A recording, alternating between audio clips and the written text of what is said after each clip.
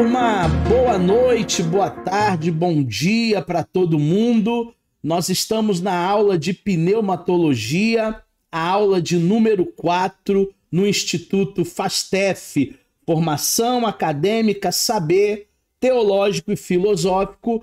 Eu sou o professor Eduardo Maciel e nós estamos em mais uma aula de teologia com a nossa turma de Nova Iguaçu, do Jardim Palmares, de Queimados e alunos espalhados por todo o Brasil que vão assistir essa aula gravada. Tem a Priscila, que é do Rio, tem a Etienne também, que é do Rio. Eles estão ao vivo e você que está vendo gravado, revendo essa aula, você pode ter certeza que hoje a gente vai ter muita coisa boa para aprender. Na aula passada, como eu gosto de fazer, recapitulando, nós falamos sobre a divindade do Espírito Santo.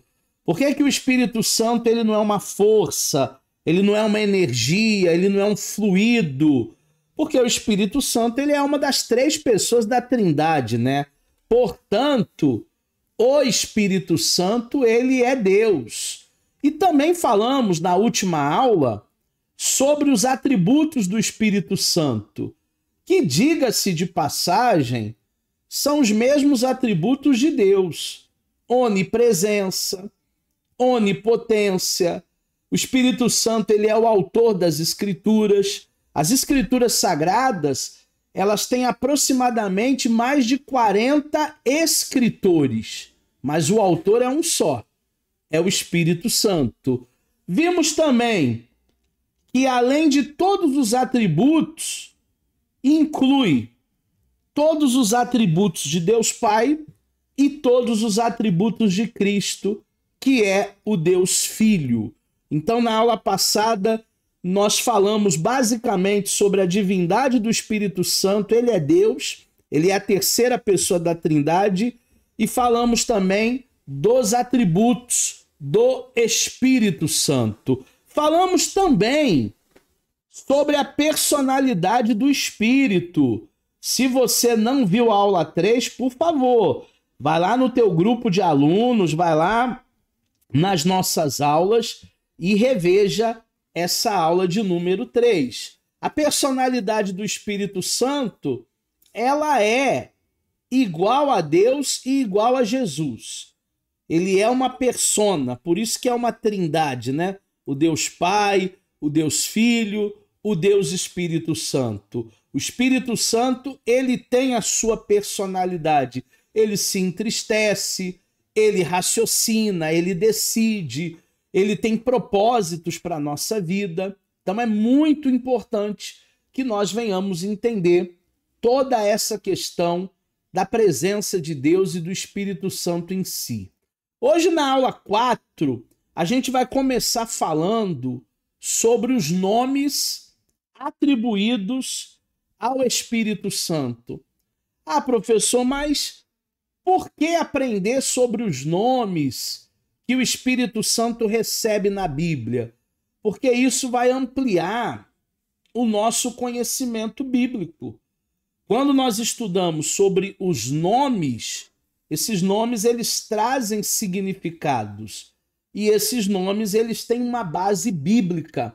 Eles têm uma base aonde Deus, ou algum profeta, ou algum escritor, se refere ao Espírito Santo daquela maneira. E o primeiro nome que a gente vai estudar nessa noite é Espírito de Deus. Está lá em 1 Coríntios, no capítulo 3, no versículo 16.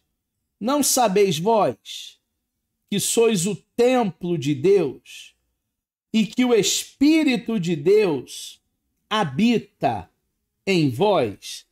Se o Espírito Santo ele não fosse Deus, esse versículo de 1 Coríntios 3,16, escrito por Paulo, não estaria Espírito de Deus, né?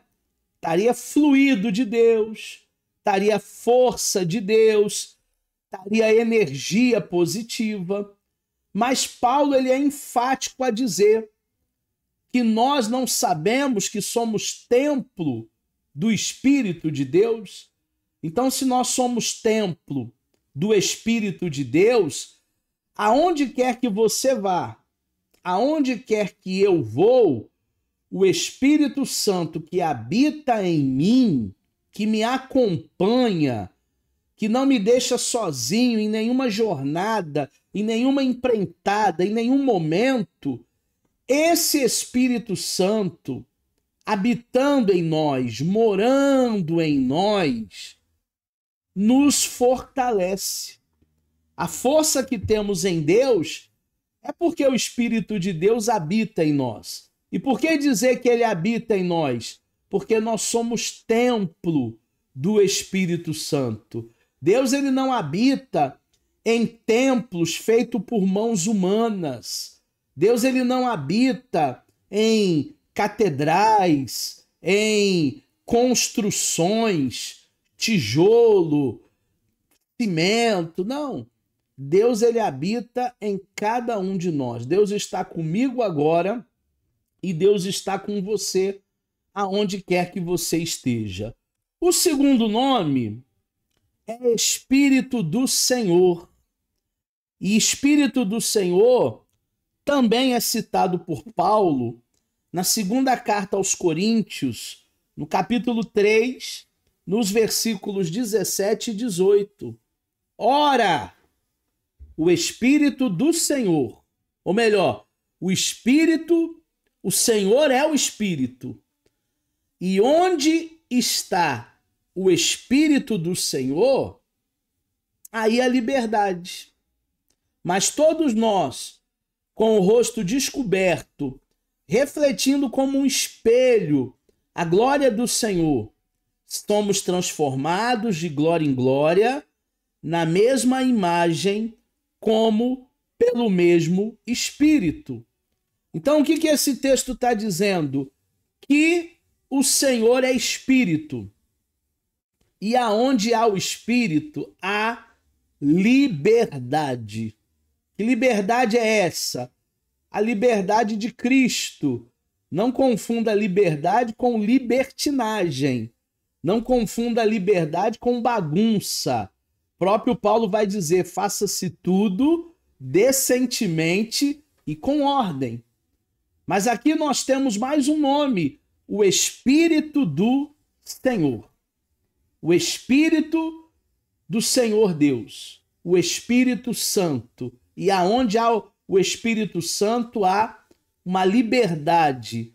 A glória de Deus, ela se manifesta. E nós somos transformados por essa glória. E nós somos transformados por esse poder, por essa presença. Terceiro nome, Espírito Santo.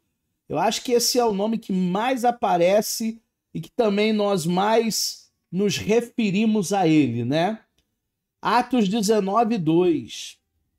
Diz-lhes, recebestes vós já o Espírito Santo. Quando?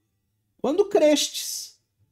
E eles disseram-lhe, nós nem ainda ouvimos que haja Espírito Santo. Quando é que uma pessoa ela recebe o Espírito Santo? Uma pessoa recebe o Espírito Santo quando ela crê.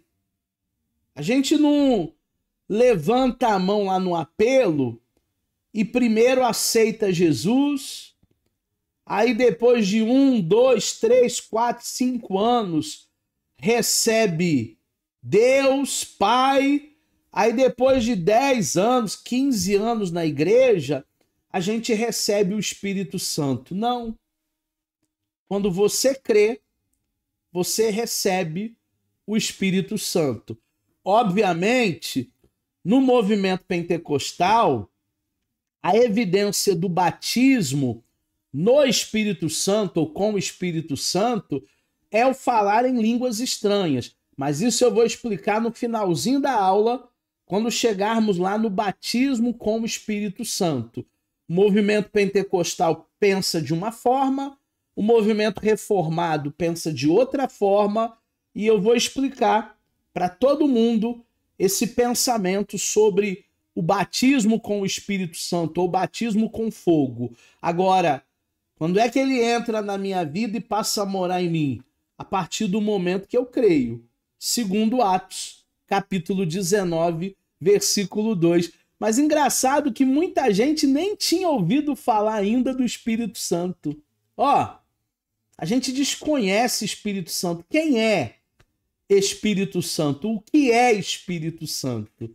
Interessante que muita gente ainda tinha o desconhecimento, a ignorância. E não precisa ir muito longe, não. Ainda hoje devem existir pessoas que não saibam absolutamente nada sobre Deus. Não sabem absolutamente nada sobre a fé. Mais um nome, Espírito da Graça. Está lá em Zacarias 12:10, Antigo Testamento. Mas sobre a casa de Davi e sobre os habitantes de Jerusalém, derramarei o Espírito da Graça, ou o Espírito de graça, e de súplicas, e olharão para mim a quem transpassaram, a quem prantearam sobre ele, como quem pranteia pelo Filho unigênito, e chorarão amargamente por ele, como se chora amargamente pelo primogênito. Obviamente é uma profecia do profeta Zacarias falando sobre a entrega de Jesus. Mas foi através da entrega de Jesus, da morte e ressurreição na cruz, que o outro Consolador foi derramado, o Espírito da Graça. E o que é graça, professor? Favor imerecido. Nós não merecíamos ser enxertados e adotados como filhos de Deus, por causa dos nossos delitos e pecados, mas ele nos amou primeiro. Nós não merecíamos que Jesus morresse na cruz em nosso lugar, uma morte substitutiva, mas ele nos amou muito. E o que eu posso fazer para compensar? Não tem como compensar, foi pela graça. Quando algo é feito pela graça, não tem nem como a gente pagar, não tem nem como a gente retribuir. Graça é um favor imerecido. Mais um nome que se refere ao Espírito Santo, Espírito da adoção. Romanos 8,15. Porque não recebestes o espírito de escravidão, para outra vez estardes em temor, mas recebestes o espírito de adoção de filhos, pelo qual clamamos, Abba, Pai. Abba significa paizinho, né? Meu pai. Então nós somos adotados como filhos amados. Deus nos ama e Deus nos ama muito. E nós temos o espírito da adoção. Ele entregou o seu primogênito, o seu filho legítimo, para morrer por uma multidão de filhos que agora recebem a dádiva, o presente, a graça da adoção. E é por isso que o Espírito Santo é considerado o espírito da adoção, porque ele nos amou, porque ele nos aceitou, porque ele se entregou em nosso lugar. Ele deu a sua vida por cada um de nós. Mais um nome, ampliando aí nessa teologia do Espírito Santo, a pneumatologia. Espírito da verdade. João 15, 26. Mas quando vier o Consolador, que eu da parte do Pai vos hei de enviar, aquele Espírito de verdade que procede do Pai, ele testificará de mim. Por que Espírito de verdade ou da verdade? Como Jesus se referiu ao Consolador? Porque em Deus não há nenhum tipo de mentira. Em Deus não há nenhum tipo de falsidade. Em Deus não há nenhum tipo de simulação. Em Deus não há nenhum tipo de meia-verdade. Ah, professor, mas eu não menti, eu só omiti. Mas a omissão também é uma meia-verdade. Dependendo da omissão, é uma mentira. É cumplicidade, você é cúmplice. Em Deus, não há mentira, não há falsidade. Como gosta de dizer o carioca, não há crocodilagem. Não há. Em Deus há verdade. Em Deus há sinceridade. Jesus disse, sim, sim, não, não. O que proceder disso é maligno. Em Deus só existem verdades. Então nós precisamos entender a essência do Espírito para que a gente também possa viver uma vida no Espírito. E viver uma vida no Espírito é viver uma vida de verdade, sem falsas promessas. Tem gente que é igual político, promete mundos e fundos. Aí ganha a eleição, o que faz? Não faz nada, porque eram promessas de campanha política. E hoje em dia a classe política está tão desprestigiada, ninguém acredita mais nessa classe. Tantas promessas, tantas campanhas sem verdade, sem veracidade. O nosso Espírito, o Espírito Santo, ele é o Espírito da verdade. Nós devemos viver essa verdade. Mais um nome que o Espírito Santo recebe nas páginas das Escrituras: Espírito de vida. Romanos capítulo 8, versículo 2. Porque a lei do Espírito de vida em Cristo Jesus me livrou da lei do pecado e da lei e da morte. A lei do pecado e da morte.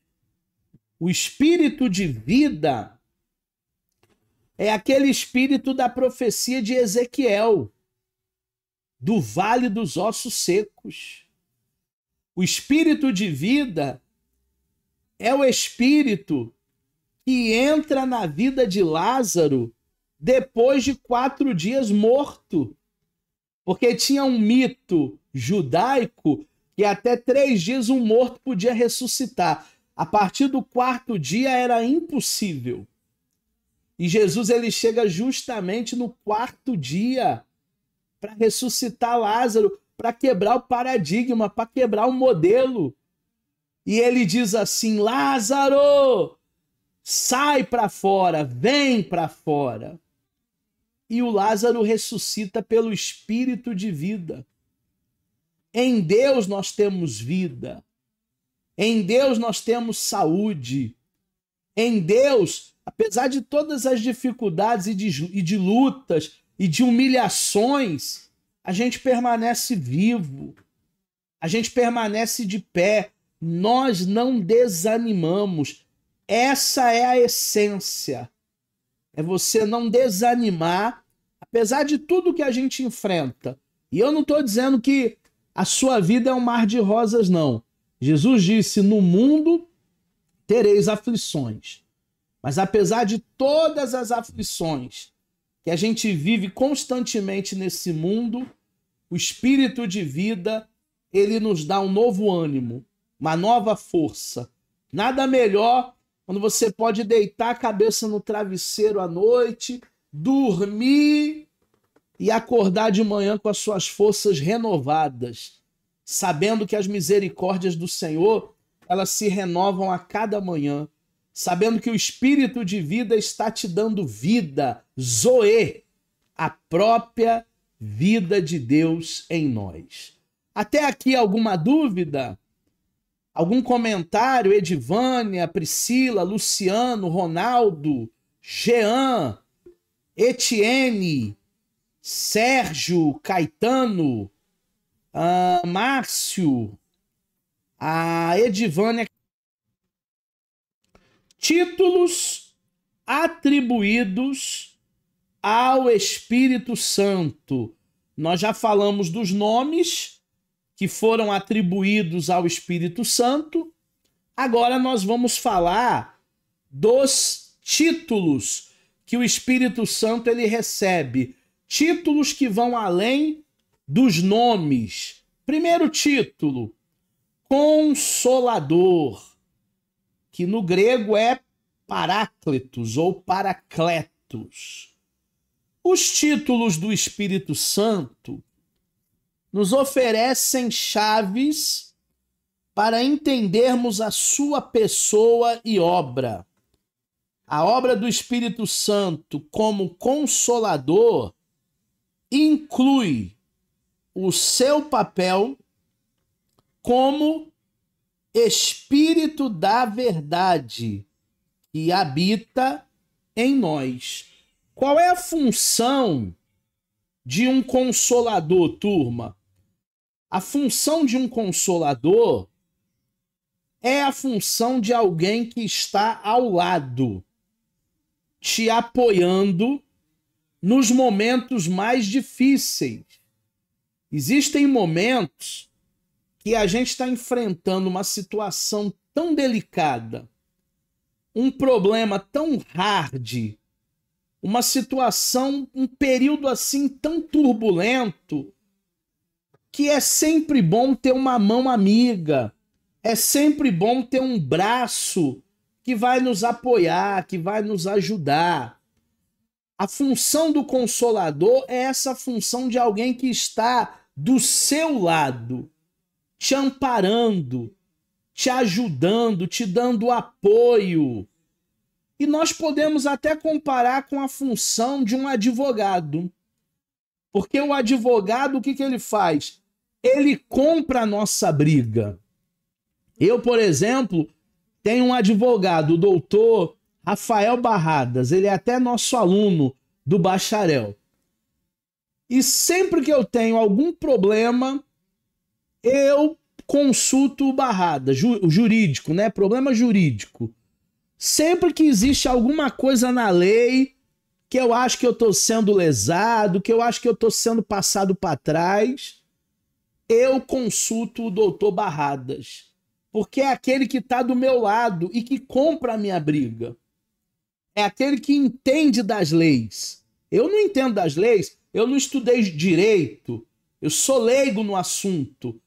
Mas existe alguém que me ampara, existe alguém que briga por mim, existe alguém que vai na audiência me representar. Então essa é a função de um Paráclitos, essa é a função de um Consolador. Ele está do nosso lado em todos os momentos, até nos momentos em que tudo e que todos nos abandonam. Porque tem momentos da nossa vida, tem até amigos, né? Que parece sol. Como assim sol?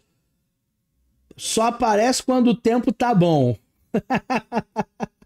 Tem amigo que só aparece quando o tempo tá bom. É igual sol. Mas o Espírito Santo, ele não te abandona.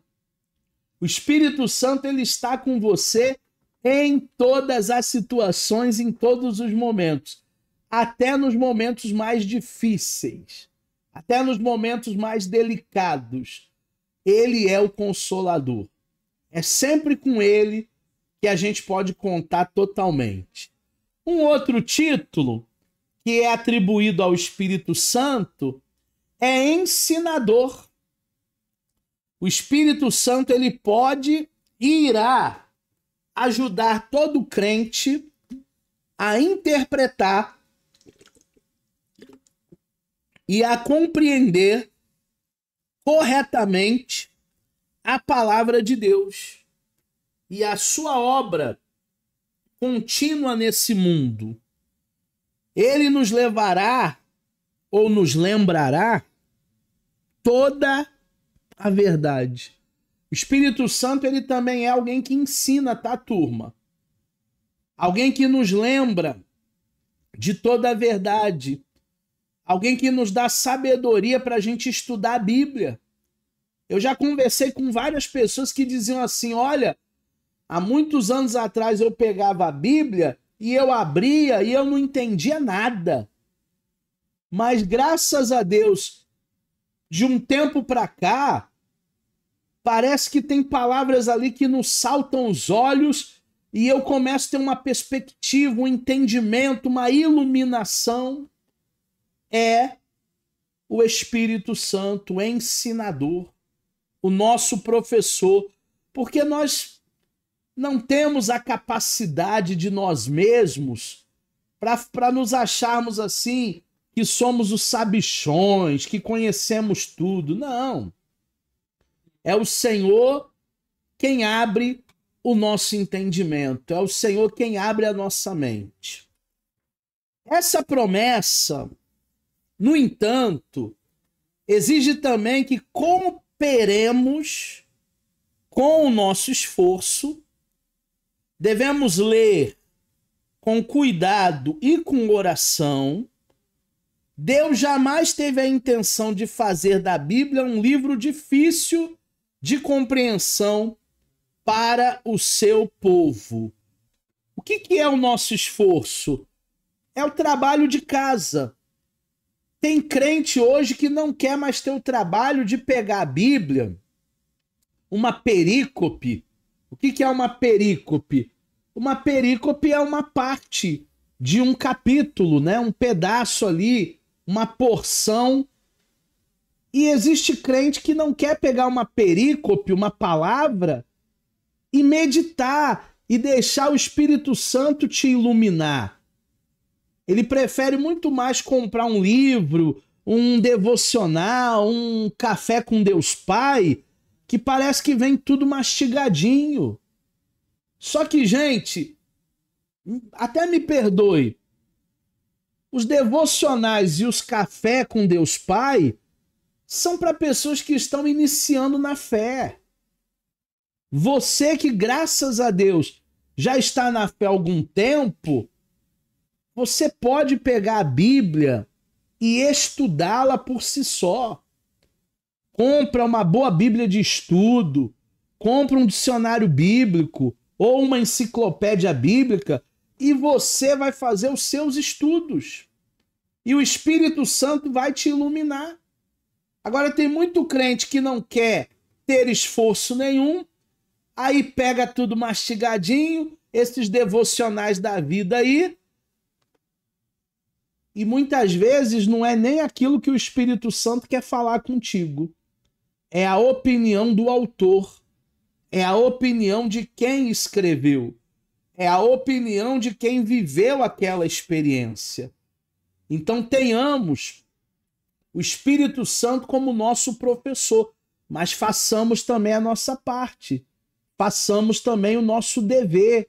Qual é o nosso dever? Ler a Bíblia. Orar sempre, nunca desfalecer. Ser igual aquela viuvinha lá, que a causa dela caiu na mão do juiz injusto, que não temia a Deus nem respeitava os homens. Mas mesmo aquele camarada não sendo justo, para aquela viúva ele teve que fazer justiça, porque ela não parava de perturbar, de atormentar. Ela não desistiu. Então nós devemos ser pessoas assim, perseverantes, obstinados no bom sentido da palavra, né? Ter sede de Deus, ter fome de Deus. E aí a gente vai crescer espiritualmente. Vamos falar agora sobre símbolos do Espírito Santo. Existem alguns símbolos que representam o Espírito Santo. Não é que aquilo é o Espírito Santo, é apenas um símbolo. Como assim, professor? Existe um símbolo que a criança pequenininha sabe o que é. O M amarelo num fundo vermelho. Quando a criança pequenininha passa num lugar que tem um M amarelo com um fundo vermelho, aquilo ali é um símbolo. Um símbolo do McDonald's. E a criança sabe que tem batata frita, que tem milkshake, que tem sorvete, que tem McLanche feliz, que tem brinquedo. Aí a criança fica, papai, papai, papai, McDonald's. Mas a criança não está nem alfabetizada ainda, ela nem sabe ler. Ela só vê lá um M amarelo com fundo vermelho. É um símbolo. Aquela placa é o McDonald's? Não. Aquela placa é um símbolo de que ali existe um restaurante fast food. A mesma coisa são os símbolos que a gente vai ver agora. Nós vamos ver alguns símbolos e não é que essas coisas são o Espírito Santo, mas essas coisas nos lembram do Espírito Santo, simbolizam o Espírito Santo. Os símbolos oferecem quadros concretos de coisas abstratas, tais como a terceira pessoa da Trindade, o Espírito Santo. Os símbolos do Espírito Santo também são arquétipos. Em literatura, o que é um arquétipo? É um personagem, pode ser um tema, pode ser até um símbolo comum a várias culturas e a várias épocas. Por exemplo, a cruz. A cruz é um arquétipo. Um arquétipo do quê? Do cristianismo, da fé cristã, da ressurreição, da morte do Senhor. Então, muitas culturas, quando vê a cruz, já sabem toda uma história que existe por trás de um símbolo que é a cruz. Por isso que nós chamamos de arquétipo. Existem vários símbolos que representam o Espírito Santo. O primeiro é a água. A água representa o Espírito Santo? Sim. A água, assim como o fôlego, é necessária para o sustento da vida. A gente precisa, turma, beber água todo dia.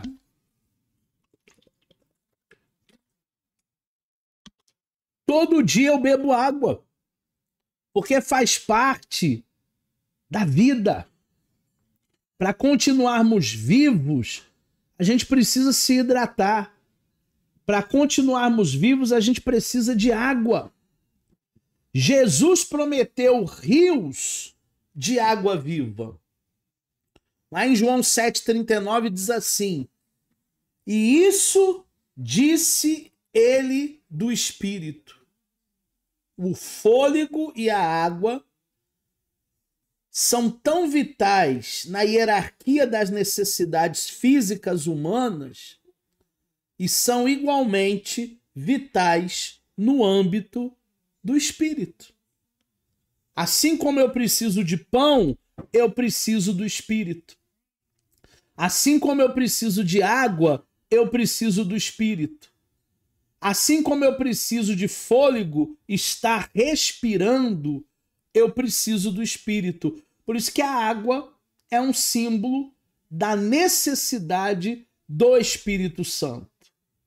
O Espírito da verdade flui da palavra como águas vivas que sustentam, que lavam, que refrigeram o crente e o revestem de poder. Olha que legal. A palavra de Deus como água, né? Que limpa, que sustenta, que regenera, que refrigera. Nós precisamos do Espírito para sermos regenerados. Imagina um dia de muito calor, muito quente, 40 graus na sombra, sensação térmica de 50, aí você chega em casa e consegue tomar um banho gelado. Ah, professor, quando tá quente assim, até a água da caixa fica quente. Mas aqui em casa eu tenho uma estratégia. Aqui em casa eu tenho um chuveirão lá fora que vem direto do poço, artesiano. E a água do poço é geladinha.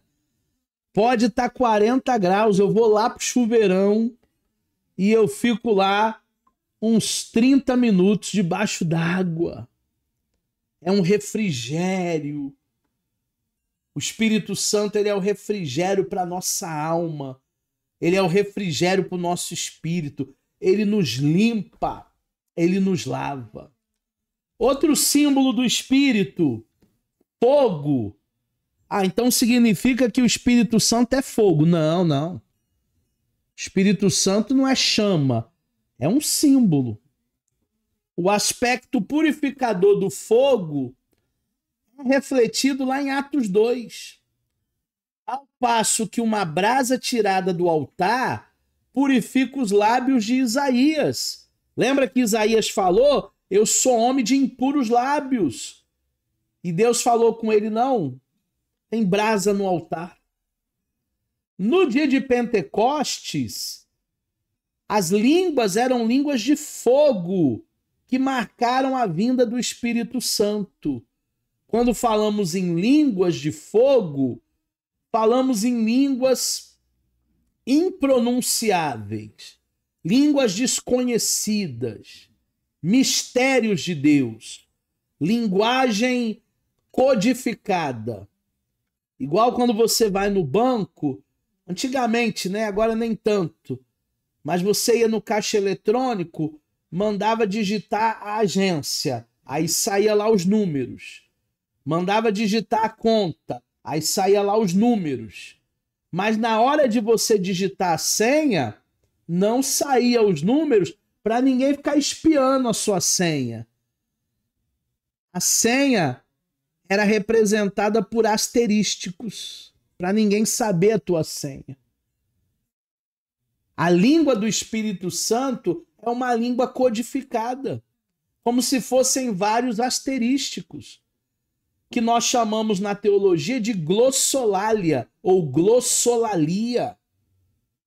É a língua do Espírito Santo, é a variedade de línguas do Espírito Santo. E no dia de Pentecostes, o Espírito Santo veio com fogo para batizá-los. E todos eles falaram numa língua diferente. Esse símbolo, que é o fogo, ele é empregado uma só vez para retratar o batismo no Espírito Santo. Então nós só temos uma passagem que fala de língua de fogo. Agora, tem um aspecto mais amplo deste fogo, tá? Ele é um elemento também purificador. E ele encontra-se lá na pregação de João Batista, no seu pronunciamento, na sua profecia, em Mateus 3,11 e em Lucas 3,16. E muitas vezes, interpretando o batismo com fogo, lá na profecia do João Batista, muitas vezes esse fogo é algo para purificar. É algo até para condenar aqueles que não são da fé. Vamos ler Mateus 3,11 então. E eu, em verdade, vos batizo com água para o arrependimento. Palavras de João Batista. Mas aquele que vem após mim, está falando de Jesus, é mais poderoso do que eu, cujas sandálias eu não sou nem digno de levar. E ele vos batizará com o Espírito Santo e com fogo. Na sua mão existe uma pá, e ele limpará a sua eira e recolherá no celeiro o seu trigo, e queimará a palha com fogo que nunca se apagará. Aqui ele está falando do inferno. Esse fogo que nunca vai se apagar, João Batista está dizendo sobre uma condenação eterna para o ímpio que não receber Jesus, que não recebeu o batismo com fogo. Então a gente precisa interpretar para não achar que tudo se refere ao fogo do Espírito. Também tem um fogo aqui condenatório. As palavras de João Batista aplicam-se mais diretamente à separação entre o povo de Deus e aqueles que têm rejeitado a ele, Jesus, e ao Messias, ou a ele, Deus, ou a ele, o Espírito Santo e o Messias. Os que rejeitaram serão condenados ao fogo do juízo. Então, na hora de você fazer hermenêutica, cuidado para você não achar que tudo é o fogo do Espírito Santo batizando pessoas. Também existe um fogo no sentido de condenação. No sentido de condenação, também existe esse fogo que acaba queimando e separando as obras, né? Tem obra que é de palha, vai queimar rápido, mas tem obras assim que são refinadas no fogo e a cada dia, né, Deus purificará mais e mais e mais nossas vidas. Mais um símbolo do Espírito, o azeite, o óleo. Pedro, em seu sermão diante de Cornélio, ele declara: Deus ungiu a Jesus de Nazaré com o Espírito Santo e com virtude. Atos capítulo 10, versículo 38.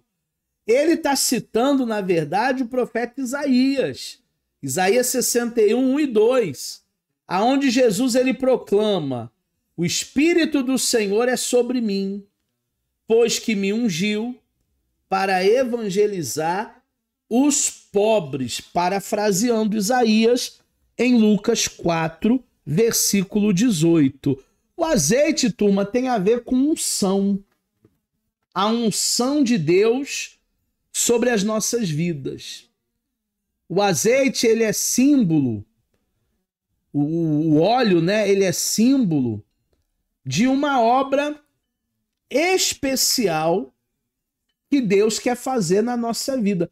Até para separar pessoas para o ministério pastoral, apostólico, presbitério, as pessoas recebem o óleo sobre suas cabeças. Desde os primórdios, o azeite é usado primeiramente para ungir. Lá no Antigo Testamento, os sacerdotes de Yahvé, depois, na monarquia, os reis, chegando aí aos profetas maiores, aos profetas menores.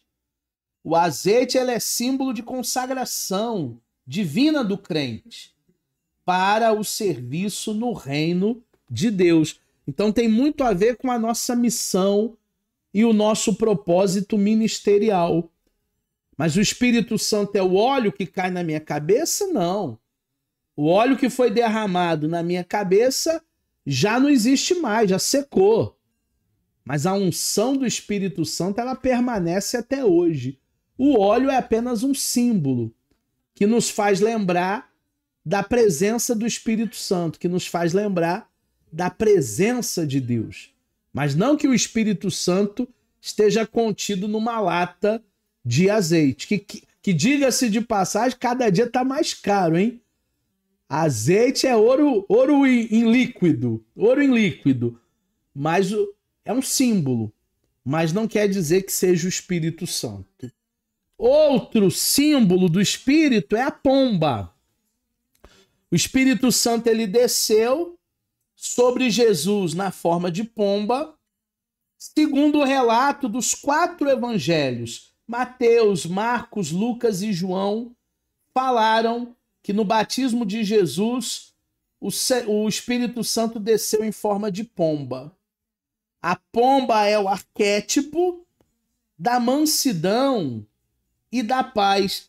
Tem gente que diz que é crente, cristão, pentecostal, mas não tem paz nenhuma de espírito. Não tem mansidão nenhuma. Precisa aprender com a pomba, hein? A pombinha é o arquétipo da mansidão e também Da paz. O Espírito Santo habita em nós, ele não toma posse de nós, não é como uma possessão demoníaca, não é isso. Mas nos liga a si mesmo com amor, em contraste às correntes dos hábitos pecaminosos. Quando o Espírito Santo ele entra na vida de alguém, ele traz uma paz que excede todo entendimento. Ele traz uma mansidão, que tem muita gente que não é cristão, que vai dizer até que a gente é trouxa. Ah, deixa de ser trouxa. Mas é que o Espírito Santo, ele habita no meio da paz, no meio da mansidão. O nosso Deus, ele não é Deus de confusão. Então nós devemos entender esse símbolo. Ele é manso. E nas tempestades da vida, ele produz paz. Tem gente que vai dizer assim, eu não entendo. Se fosse comigo que tivesse acontecido isso, eu já tinha chutado o pau da barraca. E você está em paz, como se nada tivesse acontecendo. É porque eu tenho o Espírito Santo. Mesmo ao lidar com os pecadores, ele é suave conforme se vê quando conclama a humanidade da vida. E eu acho que é isso que o ser humano tem perdido nessa era tecnológica. Eu acho que a gente tem perdido um pouco da nossa humanidade. A gente vive num corre-corre tão grande, mas tão grande, que a gente não consegue mais olhar para o semelhante. A gente não consegue fazer nada pelo semelhante. Hoje eu estava na padaria e na minha frente tinha um senhor de mais ou menos uns 60, 70 anos e ele foi pagar os pães ali que ele comprou e ele tinha só uma nota de R$100. E a moça da padaria disse, não tenho troco, não vai levar o pão. Em outras palavras, vai ficar com fome. Porque ela não tinha troco para R$100. Na fila teve um rapaz na minha frente, entre eu e o senhor, que disse para ele, senhor, pode levar esse pão. Quanto que é? É R$8. Pode levar que eu pago. Mas como é que eu vou fazer para te pagar depois? Eu não te conheço. Depois você passa isso adiante. Depois faz o bem para alguém.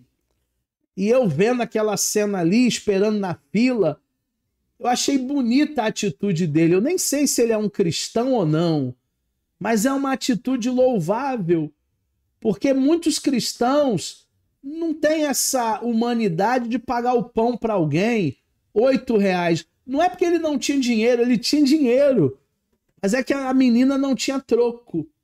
Mas eu acho que nós, nessa vida tão corrida que a gente está vivendo, tão tecnológica, eu acho que a humanidade ela tem perdido um pouco dessa essência, desse amor, dessa mansidão, dessa paz, dessa calma. Talvez por causa do excesso de tecnologia, de tela, a gente acaba olhando o ser humano não como uma pessoa, mas como um robô. E isso é prejudicial. Mais um símbolo do Espírito Santo, o vento, o ruach, o sopro, o pneuma. O ruach é hebraico, tá? O pneuma é grego.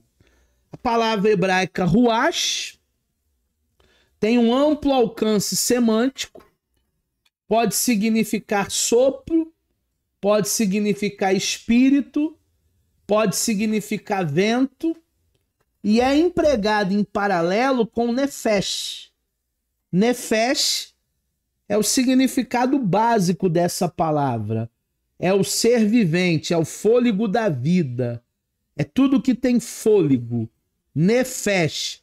O meu cachorrinho tem fôlego, ele está vivo. Nefesh. Já o ruach já é uma palavra mais ampla para esse símbolo. E no grego nós temos o pneuma, como eu falei. Por isso que a disciplina de hoje é pneumatologia. Tem um alcance semântico quase idêntico ao ruach, só muda a língua. O vento, como símbolo do Espírito Santo, fala para nós de natureza invisível do Espírito Santo, conforme João 3,8. A gente pode ver e sentir os efeitos do vento, mas o próprio vento ele não é visto. Então você sente o vento bater, você sente o vento entrar pela janela, mas você não consegue ver, porque o vento ele é invisível. A gente sente, mas a gente não vê. Assim como o Espírito Santo, né? Você sente o Espírito na sua vida, ele habita em você, ele mora em você, mas você não vê. Você conversa com ele, mas você não o vê. Você vai com ele em todos os lugares, ele te acompanha, mas você não o vê, você só sente, assim como o vento. Por isso que é um símbolo do Espírito. Não é que o vento é o Espírito Santo, tá? Senão, quando começar a ventania, você não vai querer nem fechar a janela, porque vai dizer, entra Espírito Santo, pode entrar. Não, é apenas um símbolo, é apenas um memorial, um lembrete. Temos ainda o selo. Esse símbolo representa propriedade, autoridade, segurança. Como selo, o Espírito Santo é dado ao crente como a marca ou como a evidência de sua propriedade de Deus. Ao ortogar-nos, o Espírito de Deus nos marca como seus. Então, o que é o selo? O selo, ele representa autoridade, representa segurança, representa até propriedade. Antigamente, eu não sei se ainda fazem isso, né? Mas antigamente até o gado era marcado com um carimbo lá, com um selo, para que se o gado fugisse para outra fazenda, para outro sítio, o dono saber, não, esse boi aqui é meu, essa vaca aqui é minha. Olha o selo aqui, olha a marca. Então é propriedade, é autoridade. O Espírito Santo ele também nos marca. Só que não é mais uma marca física, como o judeu tinha lá atrás a circuncisão. Não. Não é uma marca feita pelas mãos no desposar. É uma marca agora no coração, é uma circuncisão no coração. E essa circuncisão no coração, essa marca que nós temos no coração, é o que faz você ter a certeza de que você é filho. Por isso, selo. Assim temos a evidência de que somos filhos adotados por Deus e que a nossa redenção, turma, é real. Pois o Espírito Santo ele está presente na minha vida e na tua vida. Gálatas 4:6. Podemos saber que realmente pertencemos ao Senhor, pois o Espírito Santo ele nos regenera e ele também nos renova, como diz João 1, 12, 13, 3, 3 ao 6. Então a evidência de que nós somos filhos eleitos de Deus, o selo que nós temos é a marca. Nós somos marcados, nós somos carimbados pelo Espírito Santo.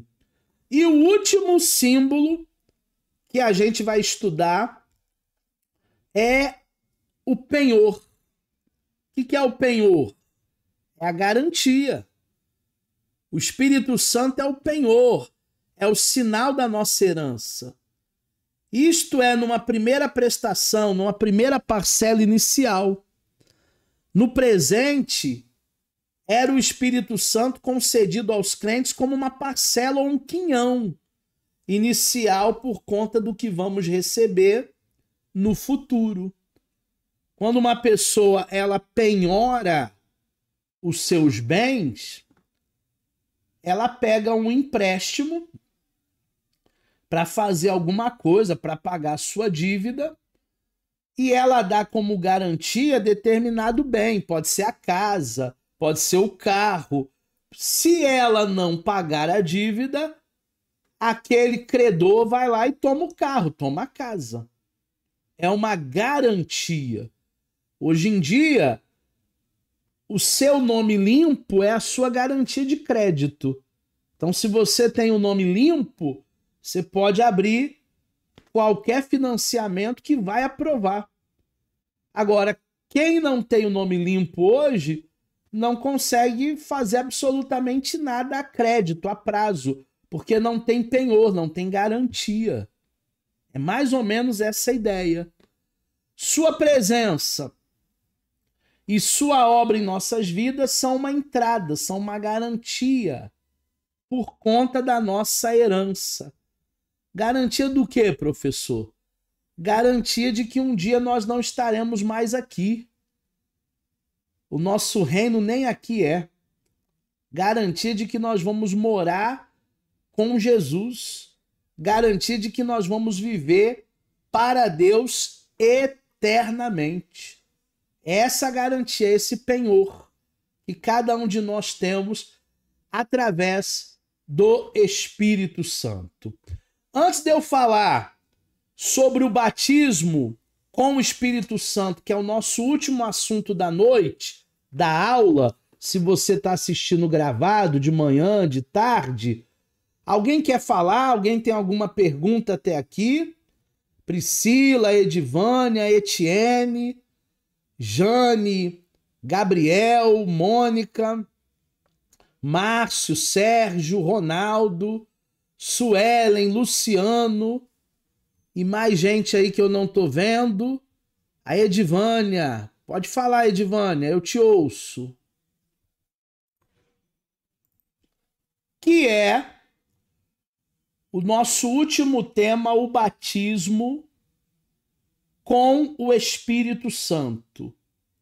Na próxima aula, nós vamos falar sobre a blasfêmia do Espírito Santo. E vamos falar também dos frutos do Espírito e, se der tempo, vamos falar também dos dons do Espírito. Vou fazer uma aula bem dinâmica. A aula 5 vai ser muito boa. Vamos falar da blasfêmia, vamos falar dos dons e vamos falar do fruto do Espírito.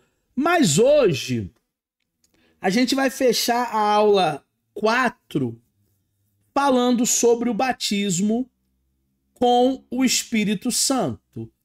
Porque lá em Atos 1:5 vai dizer assim: porque na verdade João batizou com água, João Batista, mas vós sereis batizados com o Espírito Santo não muito depois desses dias. Quais dias? Os dias da morte e ressurreição. Depois que Jesus morresse e ressuscitasse, o Espírito Santo seria derramado e eles receberiam o batismo com fogo. A expressão batismo com o Espírito Santo, ela não se encontra na Bíblia. Você pode procurar de Gênesis a Apocalipse e você não vai encontrar essa expressão, batismo com o Espírito Santo. Não tem. Mas nem por isso deixa de ser bíblica, pois tem a sua origem na fraseologia semelhante, empregada pelos escritores bíblicos. Os 3 escritores do Evangelho, Mateus, Marcos e Lucas, relatam a comparação que fez João Batista entre o seu trabalho de batizar em água e uma obra futura que Jesus faria. Então, na verdade, existem 2 tipos de batismo. O batismo nas águas, que é um simbolismo Quando você aceita Jesus e entra para a família da fé, você mergulha. A palavra batismo em grego é baptismos, mergulho ou imersão. Quando você mergulha, você está sepultando a velha criatura, simbolicamente.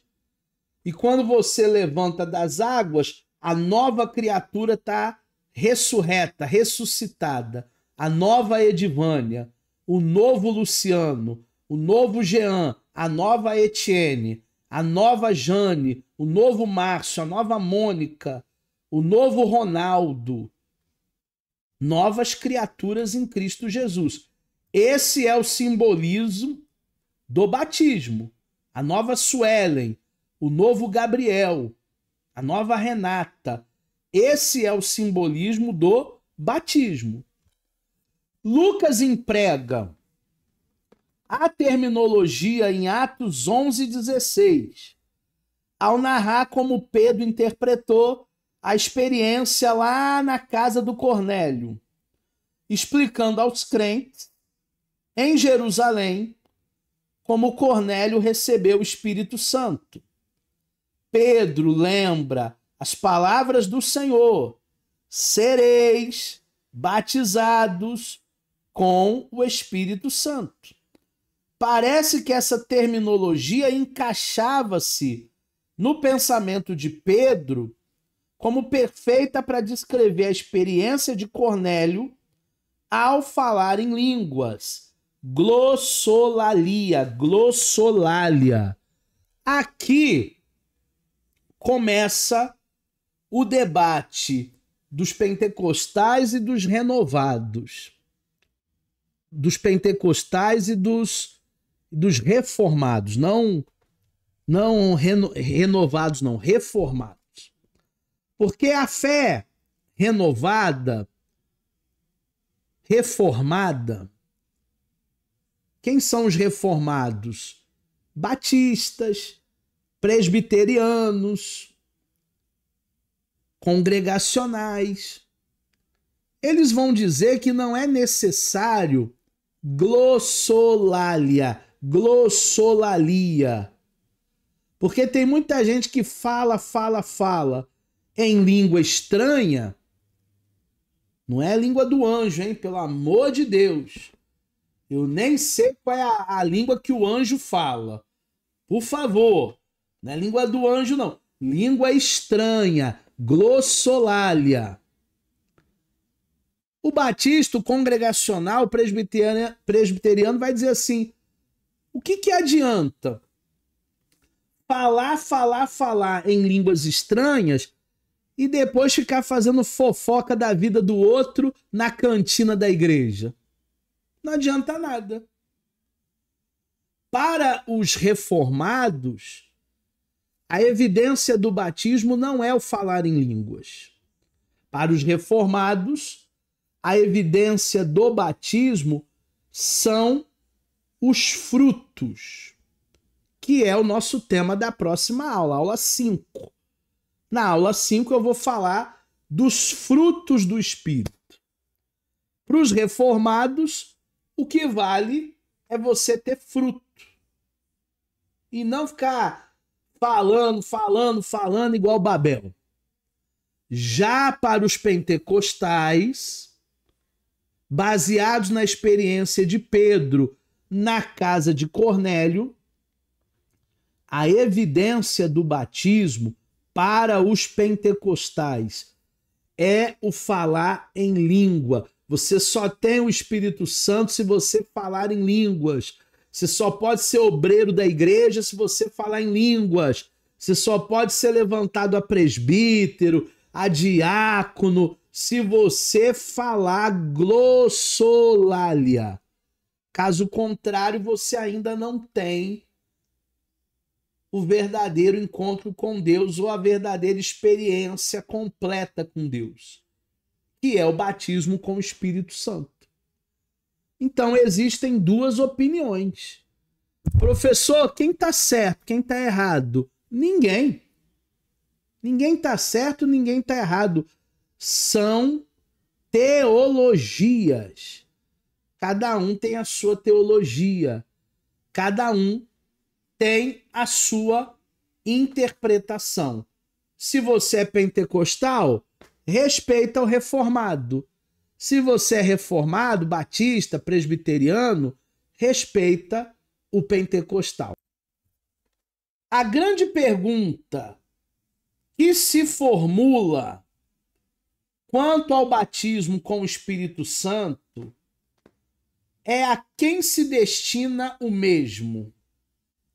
A Bíblia deixa bem claro que o mesmo é que todos professem a sua fé em Cristo, que nasceram de novo e assim receberam o Espírito Santo para neles habitar.